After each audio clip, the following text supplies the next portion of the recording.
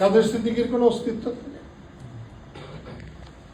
বাংলাদেশ না থাকলে আজকে যারা আছেন তাদের কোনো অস্তিত্ব থাকে? তাই ভাইবে দেখা দরকার। আমরা যে কারণে দেশ বানিয়েছিলাম পাকিস্তানের 22 পরিবারের হাত থেকে মুক্তির জন্য, আমরা এখানে এসে 22,000 পরিবারের হাতে দেশকে তুলে দিচ্ছি।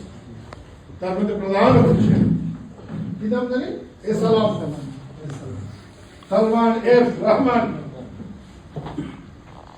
আমরা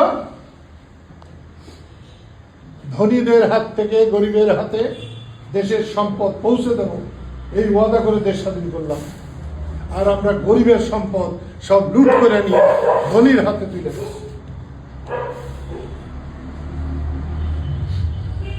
এটা এখান থেকে মুক্তি পেতে হলে সত্যি আমাদের সামনে সুবর্ণ সুযোগ। ঘরে বসে থাকলে এটা হবে না, মানুষের কাছে যেতে হবে। এবং আমি আশা করব যে আজ থেকে আগামীকাল সূর্যোদয় হবে কৃষক শ্রমিক জনতা লীগের বিজয়ের সূর্য। এবং মানুষের সেবা করার জন্য দল করেছি। একটি মানুষকে তোমরা যদি সেবা করতে পারো, সঠিক সেবা, তাহলেই তো মনে করব যে আমরা আমার রাজনৈতিক দল গঠন করা, কৃষক শ্রমিক জনতা লীগ গঠন করা সার্থক হয়েছে। আমরা প্রত্যেক দিন একজন মানুষকে সাহায্য করতে পারি না, টাকা দিয়েই সাহায্য করতে হয়, ওটাকে সাহায্য বলে না।